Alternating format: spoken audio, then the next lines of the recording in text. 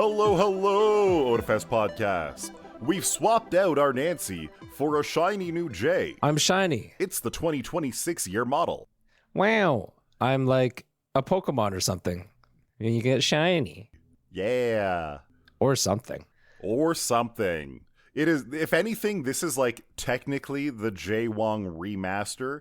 It is the same Jei Wong everybody knows and loves. Mm-hmm. But again, shiny? Shiny. Shiny. Did I ever tell you once I saw a shiny Pokemon in real life? I was walking by like the lobster display in a grocery store. The lobster and one display. of them was just much, much brighter colored than the rest. And I understand this is a thing with like crustaceans and lobsters and such. Lobsters their shell specifically takes on the color of their food. So for whatever reason, I just have to imagine that one lobster just had a favorite food and refused to eat everything else. It must have been a picky eater or something. That's also the case with flamingos. The reason, so flamingos are white birds, but their primary diet is shrimp, and it colors their feathers. The wonderful documentarians, Caro Benito, have a exceptional song on the matter called Flamingo. I'll take your word for it. I don't know any of those other. It's insanely catchy. It's insanely It's such a catchy song. Have heard it. How many shrimps do you have to eat before you make your skin turn pink? Eat too much and you'll get sick. Shrimps are pretty rich. And then they just come in with this sick-ass slide whistle beat, and it's great. All right. Good to know. You know, we need more catchy songs to educate. It was big on TikTok like half a decade ago. Jesus Christ. Time marches on endlessly. And just like us, we will march on endlessly. There's no news and announcements at this time, so we will get straight onto our episode content. Yeah. Here's my attempt at shaming Angelo. You're going to try really to shame me. It's not really shame. I wanted to pose a question. When it comes to fandom merchandise, what are your stats? Okay, so the problem with this is I don't buy that much merch for specific fandoms, right? Okay. I will have, I've got a lot of anime figures, and I want to say there is, 2 Evangelion figures, 2 Gurren Lagann figures, 2 Gunbuster and Diebuster figures, so they're all over the place. If anything, I really like anime figures in total, but more than that, I like having a large variety, so it's less of a fandom, and more of an appreciation, you know? Mm-hmm, mm-hmm. Now, having that said, the most expensive item is actually one that I bought while I was in Japan, and it cost me about $280 Canadian. I was actually considering buying that from Canada. I remember seeing it on AmiAmi and being like, ooh, it's only like $300 on AmiAmi. Mm-hmm. Ooh, but shipping right now is kind of crazy. This was around 2021, 2022. And EMS shipping from Japan had gotten exceptionally expensive. So I was like, this is going to cost me, because it's a 1/5 scale figure, around $100 to $150 to ship. Mm-hmm. So I was thinking on it. I had a good think, and I was like, I can't justify over $400 for this lump of plastic, this very sexy lump of plastic. I'm going to have to go without. It was plastic? And it wasn't even resin? I mean, resin is just plastic. I'm being facetious here. Where's the quality? Where's the die casts? I stumbled upon this in Akihabara, and I was able to actually justify the cost because I had that much cash sitting in my pocket, and it was like the 3rd day before we left. Sure. And you're also like, I am my own shipping company now. Exactly. For explicit merchandise like that, that is probably my most expensive item. Where it is, if we want to talk about like a non-functional item, just under $300. But if we're looking at all of my figures in general, I have probably spent, I'm not going to say that they're worth this much. They're plastic. They're not worth this much anymore. They have dust on them. But I probably spent around $2,000 on just anime figures. And that's actually not that much in the grand scheme of things. I know, like, if we want to take account for time as well, because I don't know when young wee Angelo started watching anime, and then, you know, there was probably a period of time where you were a fan of anime, but then there wasn't really merchandise available yet, freely available in maybe your local area. Then you didn't get to buy anything. And then, but I would still estimate there's probably about 20 years of your fandom. I remember buying an articulated Wing Gundam model kit from Walmart. Wow. In the very early 2000s. And I have a battle-scarred G Gundam Shining Gundam figure on my shelf above me that was like $15 at Giant Tiger. Oh, nice. Really weird stores to get any anime merch from at all, especially given the time frame. If you say that, like, you know, if your fandom has generally spanned about 20 years and your overall cost is around $2,000, that's pretty good. Now, to be fair, that's just like anime figures. Sure. I've also got like some art books from artists that I enjoy. I have probably spent around the $500 mark between art books and some prints. Mm-hmm. There is like t-shirts and merch, and I've actually got a jacket along the way that's in the mail right now from a different artist that I like. That's like another $200. But like you say, it's not unreasonable. Some people spend more than that in a single year on the things that they love. It's true. Famously, God, why am I on a podcast about fandom essentially? Because I don't consume nearly the amount that I feel like I need to be providing opinions. Because I don't watch that much anime. I watch a little bit here and there. I think my current ongoing thing is my partner and I will watch like Sakamoto Days, and we're watching. My partner doesn't watch or hasn't caught up on One Piece. How dare I'm still mad. Yeah, I'm still maintaining that. The first season is almost over. How could they possibly not finish it? Yeah. It's just one season. Come on. My partner's big thing is Doraemon. We picked up quite a bit of Doraemon merch recently, and they also recently bought off of a website that like specializes in Doraemon merch. I don't know what their cost is, but they have like a wide array of stuff. There's a few cups, there's like a blanket or two, there's those reusable shopping bags. Of course, there's figurines. There's technically what I think you could call a model if you have to like build it in any way, right? That's a little bit different. You could call it plumod at the very least, right? We picked up stuffies and many things. I think if I had to guess that their estimated total, it's probably still under 1,000, but I wouldn't be surprised if it was close to at least 500 alone for the Doraemon stuff.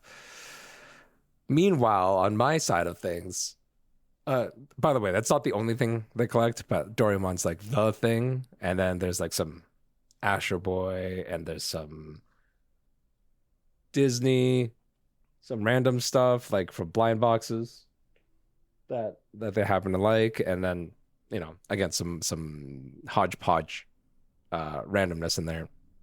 But again, on my side of things, first of all, my cost is low because I almost never like it takes a long time for me to actually be like, oh, I want that. And it's not for the like, I'm not trying to brag here, but it's not for the sake of like money.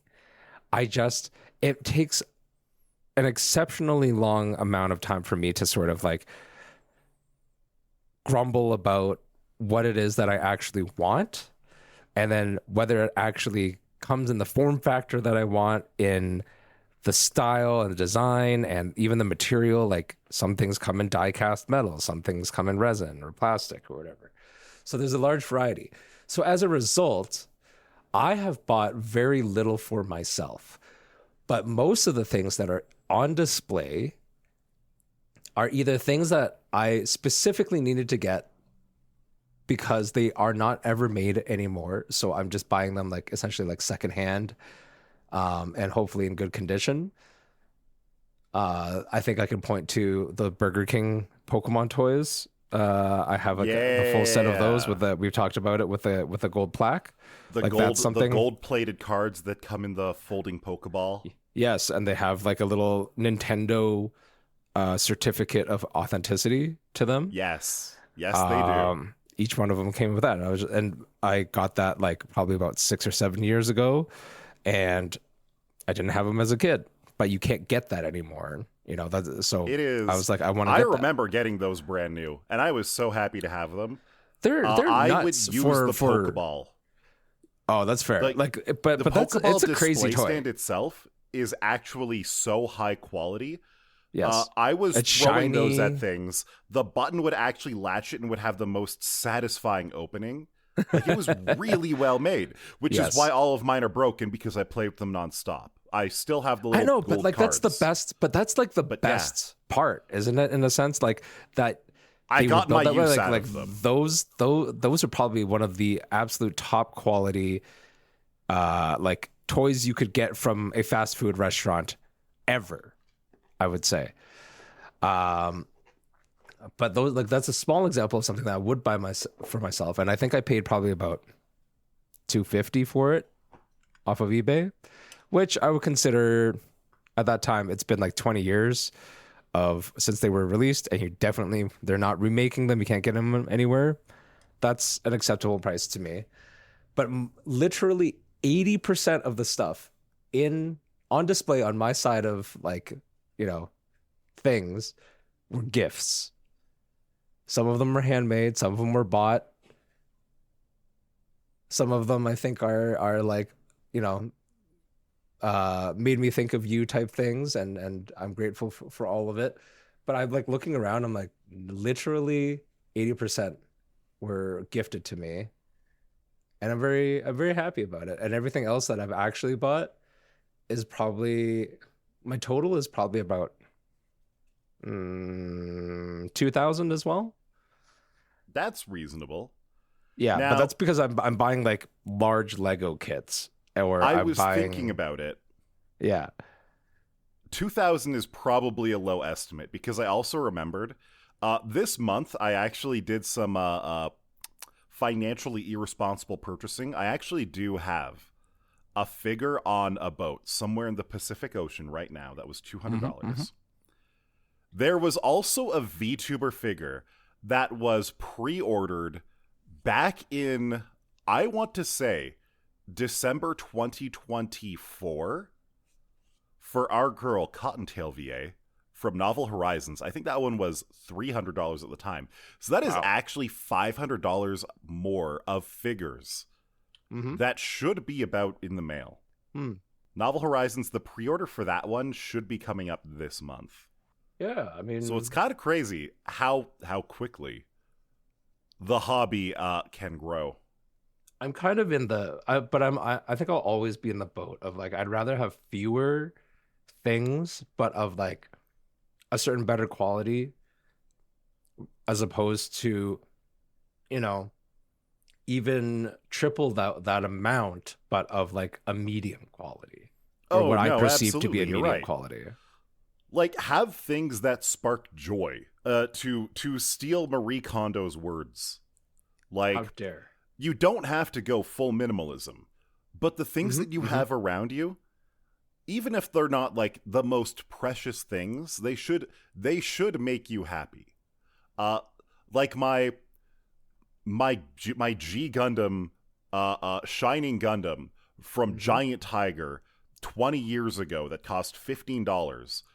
It is not a high quality figure, but I've had it for so long. Looking at it, it's like this battle scarred Gundam figure, and it was one of the few things I could find at the time for any kind of anime merch. That even now, 20 years later, I still look at it and I'm like, yeah, I love this thing. It's great. Sure. Yeah, And there's I used to play with it when I was a teenager and like smash its face against another toy, and they'd be like, "Ha ha ha! The robots are kissing." On the reverse side, because again, it takes me a long time to actually want to buy anything. I don't know what my oldest. Oh, it's probably my Calvin and Hobbes books. Ah, I would count those, you and those were also a gift. Those were also a gift. nice. I had the Calvin and Hobbes collections as a kid, but then in the same way that you described, like playing the with the Pokeballs that you had, and they were so well played with. My Calvin and Hobbes books were so well read that they weren't really worth keeping, and then I did get rid of them. And then someone I knew was just trying to clear out their collections of stuff, and they had, I think, 6 Calvin and Hobbes, like the major books, and I was just like, absolutely, I will take care of these ones. Nice. Yeah, That's great. I currently have, speaking of One Piece and speaking of all these things, I bought my first official One Piece merch just the other day. Actually, it's coming through from an online purchase. It's like a die cast replica of the first ship, like Going Merry. Oh, okay. It's the 25th year anniversary edition of it. They've released I think they released a 20-year earlier as well, but it was on sale, and I was just like, I think it's finally time that I actually show some love and display something from One Piece, because I've followed it for so long. I clearly like it. Maybe I could show that I like it. Valid. How, out of curiosity, how much was it? It normally retails at about $260, $270, and I got it for $200. That's really good. Yeah. I feel like for most of the time, if I am going to spend on any type of like fandom merch or something that I really, really like, under normal circumstances, $200 is the absolute maximum that I would ever tolerate spending. There are like there are less instances of me spending more money than that than I can count on one hand. Like, it's been 2 or 3 times. And one of those times, like the Cottontail VA one, that one barely counts because I bought it with stream donations that were explicitly made for that figure. Oh, nice. Yeah, so that one is basically free to me. 10 out of 10. But that is for things that I like display, things that I would put on a shelf and look at, things that are like, yes, this gives my house character. If it is a explicitly functional item, that changes the math, actually. Oh, absolutely. I was actually talking to Dio about this yesterday. For clothing specifically, my upper end for a single piece of clothing, when I start thinking about what I can say, I will buy this, or I could justify buying this, versus that is an insane price, never in a million years, I would look at the person dead in the eye who priced the item this way and poke their eyes with my fingers. $500 which is crazy because I don't own anything, any piece of clothing, even close to $500. I think my most expensive is probably shoes around $200, right? Okay. But when I look at a really, really nice pair of shoes, $500 is the price point where I'm like, I could see myself maybe one day buying those. Sure. Whereas we were looking at the Lululemon Olympic collection yesterday. Yeah. And they actually had some really nice items. There was this exceptionally nice coat. And the women's coat was $500. And I was like, geez, that's a lot of money. Oh my God. But it is a really nice coat. And I mean, it's Lululemon. They're a really expensive brand. And it is Olympic stuff on top of that. They got to get their cut too. Mm-hmm. I can understand $500. And then the men's version of the coat is $600. And I'm just like, why would you do this? This is from this just changed. It is the exact same coat but made larger for men. I understand that might use more material. The way that you cut the material can actually really change the way that like the fabric has to be laid out on the bolts. But that won't justify the extra $100. What the hell is going on here? Jesus Christ. This is a stupid piece of clothing and I would never buy it. Mm-hmm. I was thinking about picking up the hat, the baseball cap. I like baseball caps. Oh, the baseball hat was actually really nice. And the gloves are very cute. Only things that I was looking at from the collection that I actually kind of like, they've got this really nice, very bright red bag. They've got a paracord tag that goes along with it. The bag is like $45. Sure. The tag is like $40. And I'm like, what the fuck? I feel like the two of them together would go really well together. Why is the fucking paracord tag thing like $40? That's insane. But they had this really awesome scarf in almost every single photo. In almost every single photo, the models were wearing this really cool Canada scarf. And I was like, where's the scarf? Where's the scarf? We searched through the Lululemon store. It's not shown in anything. I go and I'm like, is this scarf maybe by a different retailer and they're just showing it because it's part of the Olympic package? Google finds the scarf from Lululemon's website. I click on it and they're like out of stock. The scarf was so nice that they just immediately sold out of it. They're all gone. Makes sense. Everybody had the same thought. Yeah, everybody was like, damn, this scarf. Every other item was secretly advertising the scarf. God damn. I'm not even that much of a fan of the Olympics. Or Lululemon, for that matter. To the point where I refuse to say their name properly. I say it like it's a Digimon. You said it correctly one time. Once out of two times on this podcast. No, one out of three times. I was counting. Yeah. I not to like say anything bad. I don't really care for Lululemon stuff just because I bought a pair of their pants once. Everyone told me they were great pants, and I was just like, they're only okay pants for me. Like, I don't care enough about them. So I returned them promptly, and I still don't own anything of the Lululemon lifestyle. I like the Olympics because I'm a big sports guy, but I mean, a lot of the stuff is I don't need any of it. I mean, we're talking about a bunch of stuff I don't need, such as all the merchandise that we were just talking about. But yeah, I was like, clothing is interesting because like I have some expensive clothing. Some of that is sports related because I own some like hockey sweaters. Like I have the 2010 Vancouver Olympic Games men's hockey sweater. Oh, nice. And that one's like, I bought it again. So 2010 being legitimately 16 years ago, I was also 16 years younger and not making as much money. So at that time, I could never think of really affording that jersey. So I had to buy that in secondary market as well. But, you know, like I got it eventually.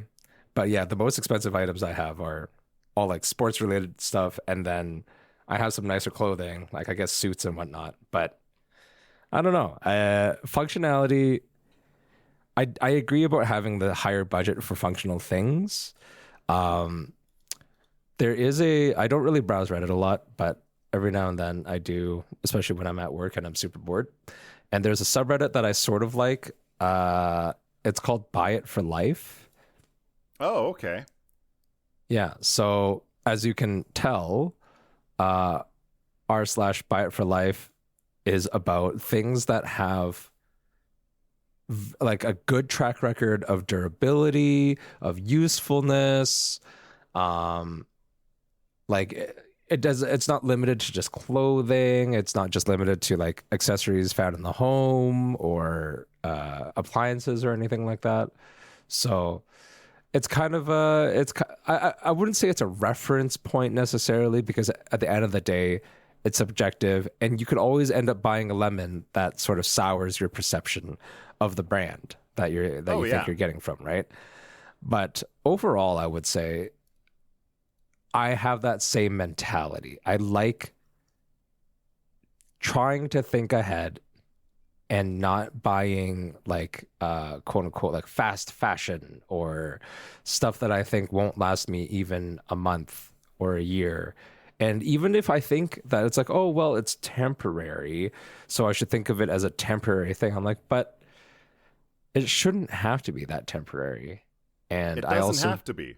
Yeah, I don't like thinking of things that way. It creates a lot of waste in this world where we generate so many tons of waste, even in like the food sector.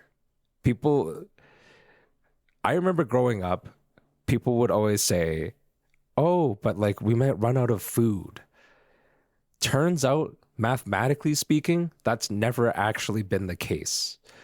Since we as a species basically started across different cultures have mastered agriculture, since that time, statistically speaking, we have had a surplus of food.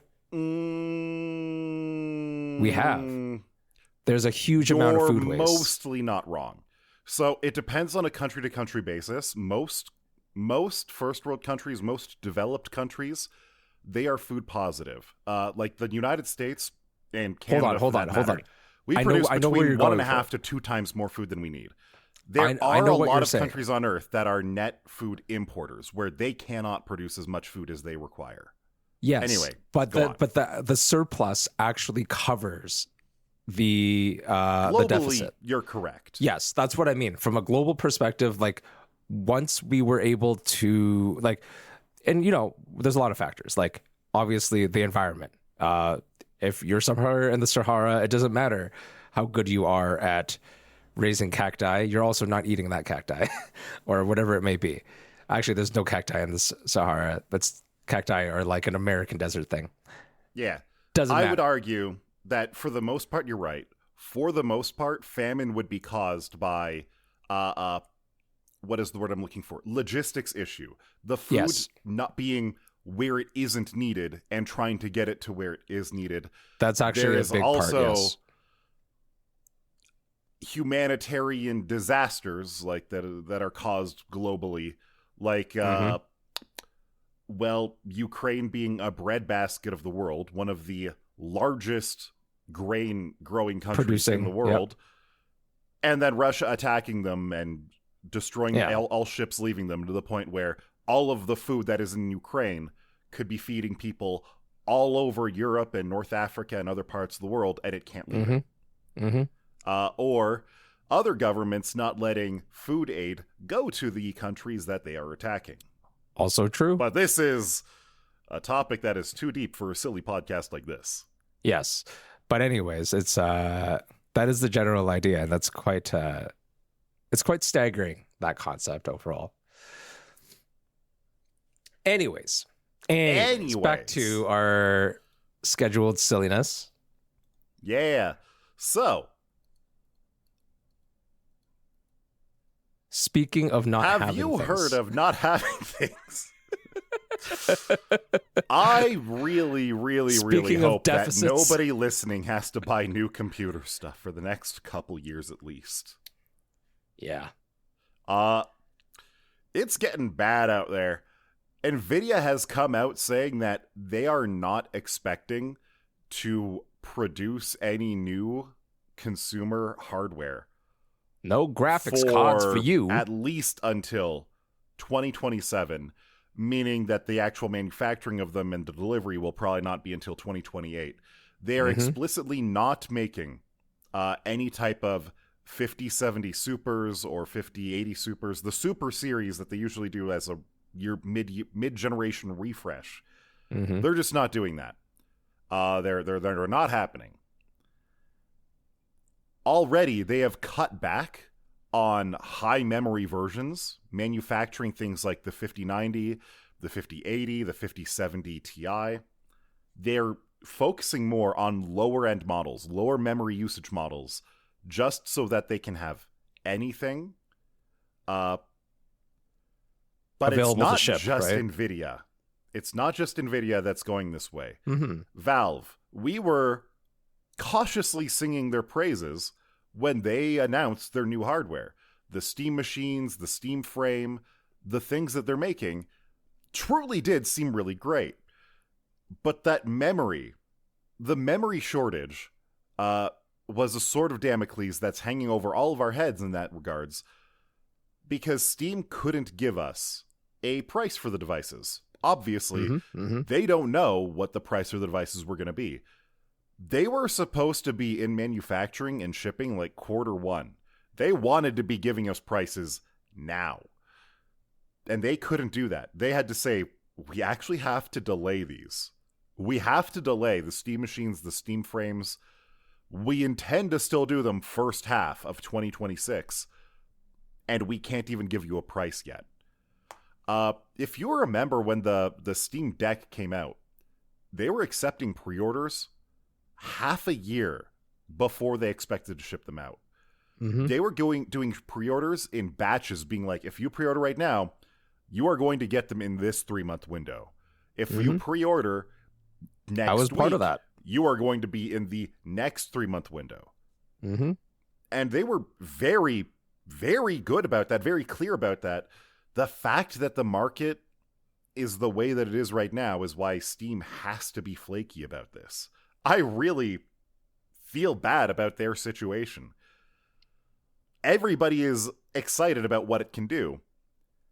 And there is no way that these devices are going to be at a price point that anybody's going to be happy about anymore.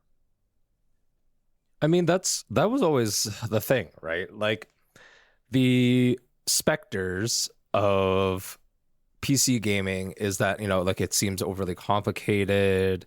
There's like a big culture about building your own PC as opposed to buying a pre-built thing. And in lots of ways, it was less accessible, seemingly more expensive in some ways.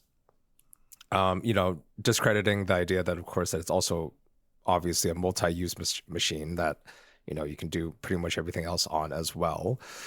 But consoles were historically the thing where you could do entry-level gaming, not in a bad way, not disparaging that at all, but like, just whether you're a kid and maybe, from my old ass point of view, you get a Game Boy or you get your Super Nintendo and, you just have at it, and it's not the fanciest thing in the world, but it's amazing. And it gets you into sort of a new stratosphere of entertainment, right? But that doesn't really exist anymore. It really doesn't. Like you I get that, if you're a parent and you have kids and, you want your kids to have fun and maybe you're a nerdy family especially, and then you're like, I would like to get my kids that new Microsoft or Station Play thingamajigger, let's get it in the house. And it's like, but all of those are like $600 minimum, because the Switch is $600 minimum. Yeah. It is, like, gaming has never exactly been cheap, but it was usually approachable. Even for if you adjust for inflation, yes, it's absolutely true that gaming is not exactly cheap. But like, I remember when, so I got my first great Game Boy for free from my older brother. He passed it down to me, and then my parents would buy me games. And back in the day, that those games were $20-$30. Now, that being said, that's 25 years ago, maybe even 30 years ago. If I'm being realistic, it's 30 years ago. $30. I remember after tax, Pokemon Silver cost me $44 at Toys R Us. Yes, and that's also talking at a time where like the average minimum wage, at least in Canada, was probably only about $4. No, it was higher than that. In the mid 90s, it was around $7. Okay, so let's say it's around $7, but that's still like it's still like it wasn't exactly great. It wasn't exactly cheap, but the actual inflationary cost, I think, is so much more now. And then obviously and it's no offense to them, I understand why it's like this, but it's like large development teams, some could say bloated development teams, and extended development schedules, and now the hardware crunch. Like, it's no wonder that the biggest market now in gaming is mobile gaming, because it's the most accessible. Most of them are free to play. Many are free to play, and many of them are microtransactions where you don't feel the pain immediately. You're not sinking $600. You're sinking $6, maybe 100 times eventually, but that's eventually. At the same time, I want to say that honestly, mobile gaming is probably one of the worst things for kids. Like, back in the late 90s, early 2000s, kids were playing Pokemon and stuff on their Game Boy, and the worst thing that you could say about it is you could be a really weird parent and have the whole satanic panic around Pokemon. Oh my god, this Pikachu thing is witchcraft, I tell you. This video game is teaching our children about evolution. Oh my. Yeah. Whereas honestly, with mobile gaming, with modern mobile games, especially gacha games, idle games, not only is there the whole gambling mechanic, idle games where it's not really gaming, you're barely at all. There. Yeah, you're just watching the screen, and sometimes you're clicking a thing. And to be fair, while I like games like Nikkei and a lot of these extremely wonderful gacha games, they're a little bit horny for the young kids. Like, you don't want your kids playing Nikkei or the new Arknights game. Even the Arknights game isn't that bad, but it's still probably a little bit much for like a 12-year-old. You know what I mean? Sure. So if you want to get those kids into gaming, you basically have to start spending $600 for a console for like a Switch 2, right? $80 per game. That's too much. That is too much. So then maybe you think, okay, get them a cheap PC. Get them some indie games on Steam, like Stardew Valley or something. And at that point, it is just so much more parenting effort that you have to do to keep them in a safe ecosystem, like especially with Steam. Again, I like the lewd games on Steam. But you are a man. But that is something that, as a parent, you have to lock down for kids. I understand. And if I can join you as well, I do have a bit of a problem with the content. Look, I know that it's like maybe just a jaded millennial perspective, but I would state that the issue that I have with mobile gaming is not because it is maybe overly accessible in some way. I think the gaming content is the wrong kind. A lot of it focuses on very short-term dopamine hits. Yeah. It focuses on things like, unfortunately, essentially legalized gambling in a lot of ways, with things like gacha and stuff like that. Like, they're overwhelmingly Skinner boxes. Yeah, like my old man take is play a real game. Play a game that has a story that takes you 20 hours to complete. Exactly. I'm not saying it does, or even 10 hours. Like, I'm not trying to say it needs to have like a long continuity. But I just want you to feel like the ebbs and the flows of a story and character development. Story and character development, if it's a story-based game. If it's not, or like high strategy or puzzle, make your brain do something. Make your hands do something. Like, I've been on multiple ends of gaming. I loved games like Mega Man Zero, where it wasn't exactly a thought-provoking game.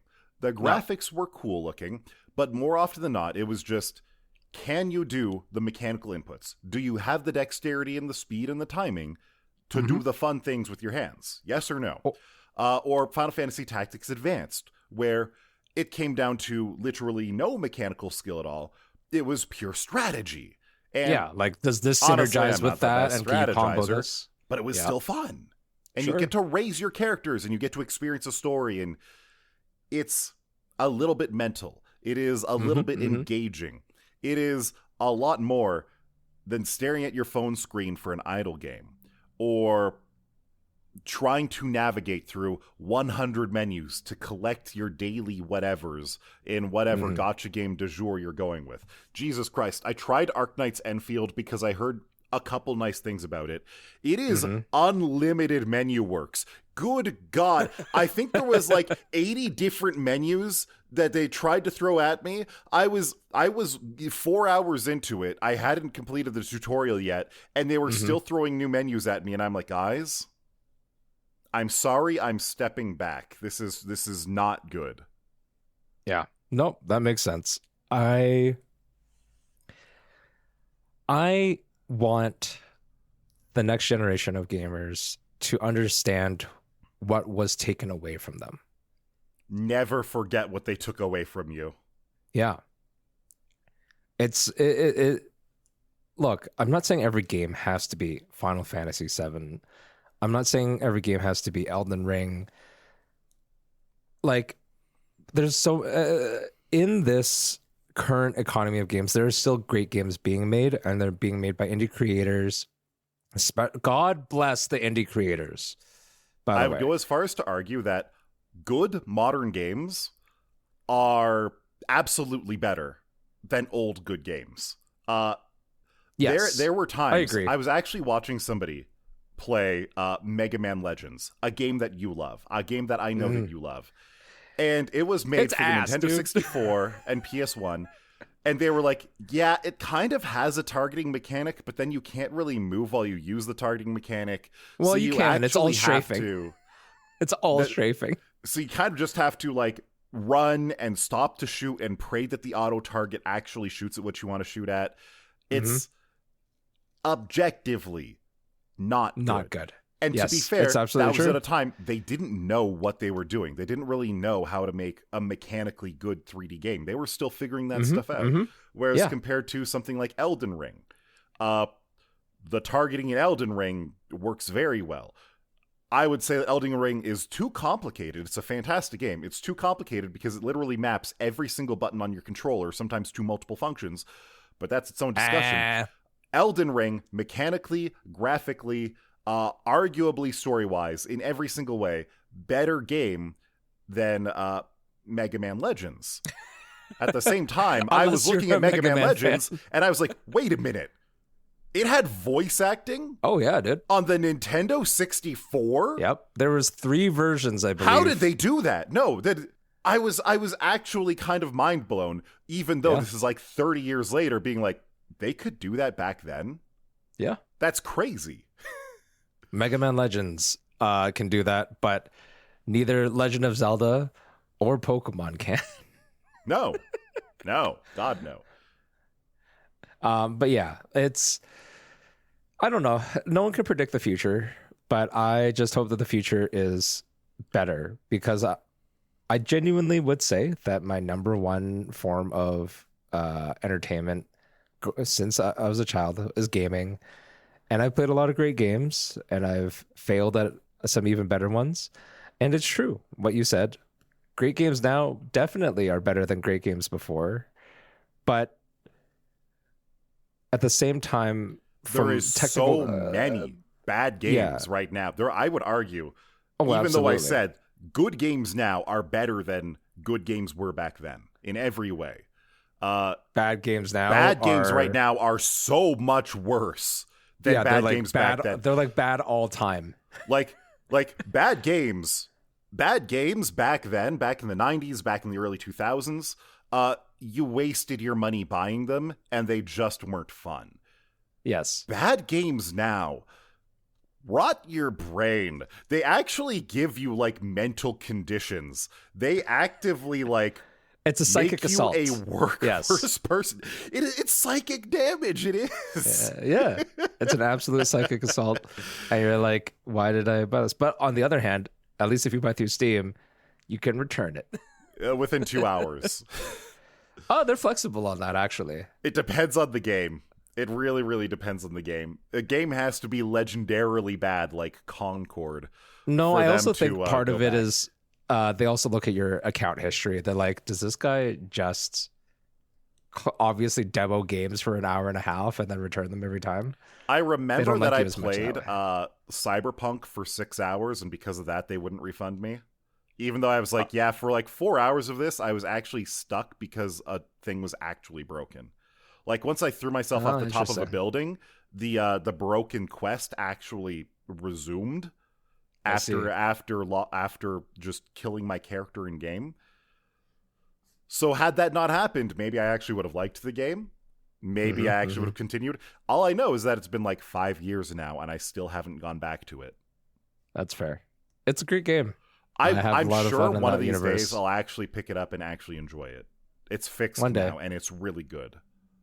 Yeah. One of these days. Maybe the next Cyberpunk Edgerunners anime will kick me back into it. Here's hoping. I hope we get that this year. They already did announce it, but I hope we get it this year. I hope we get a next episode of the Otafest podcast. No, that's a certainty. Next week, I guarantee it. He guarantees it. You heard it here first. Thanks for listening.